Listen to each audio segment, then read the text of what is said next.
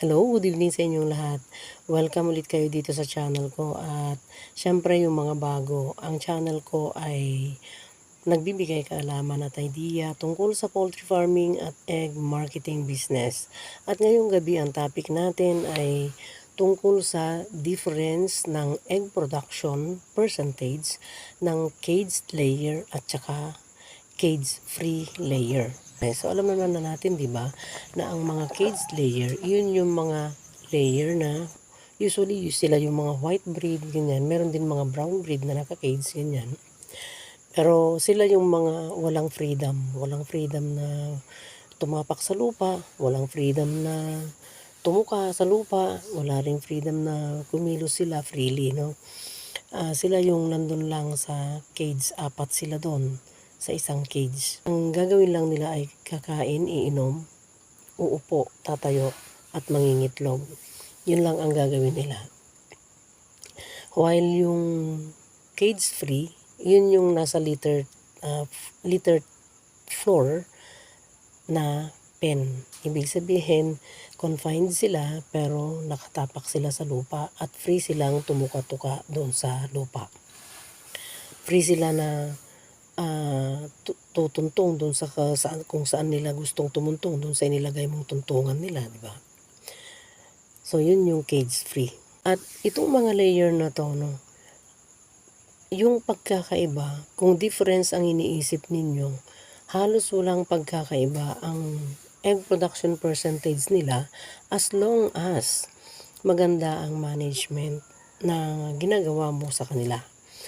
At saka sila ay healthy syempre. Kung maganda ang management, ang tendency ay magiging healthy sila, masaya sila. Kasi kagaya ng, halimbawa, yung doon sa bahay nila. Kasi both naman may bahay yan eh.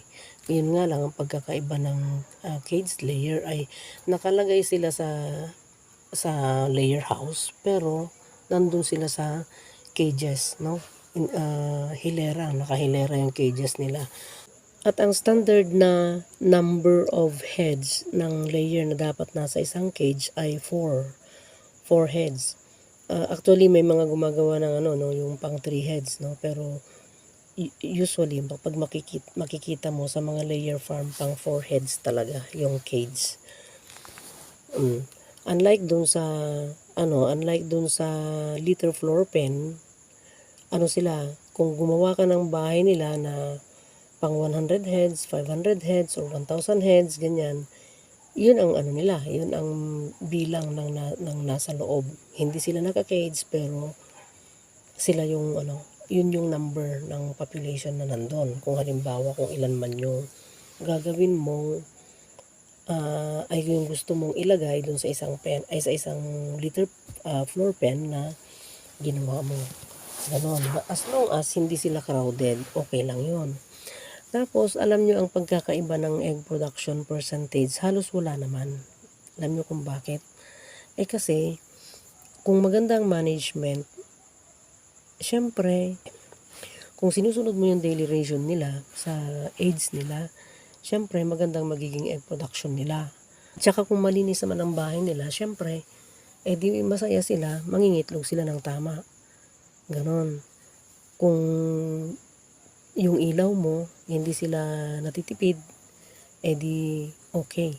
Kasi ang lang naman dyan, ang key, para mangitlog sila ng tama ay tamang pakain, tamang tubig, hindi natutuyuan, tapos yung malinis ang paligid, malinis ang loob ng bahay nila, yung ilaw na susunod, no? Kung ilang oras, no? Kasi may requirement yan na oras. Ngayon, syempre, kasi sabi ko, malinis ang bahay, no? Oo, kasi may bahay naman pareho yan eh. Diba? Ngayon, yung egg production percentage, kung bababa man, may rason kung bakit bumaba. May rason din kung bakit tumaas. Ganon. So, ang lang dyan, ang key lang, ang susi para maging maganda ang egg production, yun, kalinisan, pakain ng tama, painom ng tama, malinis ang kainan, ang inuman, ang paligid, bahay, hindi sila crowded. Tapos yung ilaw. So, yun, pati medication pala, no?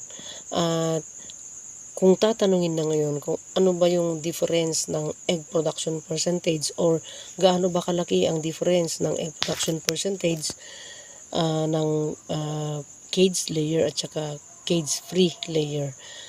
Alam nyo, hindi masasagot ng malaki o maliit ang difference kasi nakadepende yan doon sa management. Nakadepende yan sa feeding management mo, doon sa water management, doon sa lighting management, doon sa medication program mo. Pero ang main na nakakaapekto doon sa mataas at mababang egg production ay yung feeding, syempre. Kahit gamot ka ng gamot, kung yung pakain mo naman ay sala sala sa hulog or hindi mo nasusunod, no? Ibig sabihin kung ano yung dapat mo ipakain at saka kung ilan ang ipapakain mo. Siyempre, hindi ka bibigyan ng magandang production. So, nasa management ang sagot, no? Hindi yung kung naka-cage free ba sila uh, or cage layer ba sila. Yun. So, sana may natutunan naman kayo dito sa video ito at yung mga bago, huwag kalimutang mag-like at saka mag-share ng video. Paki-like, subscribe, and share ang video ko at saka yung channel ko na rin, syempre. At paki-hit ang notification bell para sa susunod na mga videos ay ma-notify kayo. At thank you sa lahat ng mga nag-share. Thank you sa mga comments ninyo. Salamat. Hanggang dito na lang at sana pagpalain tayong lahat.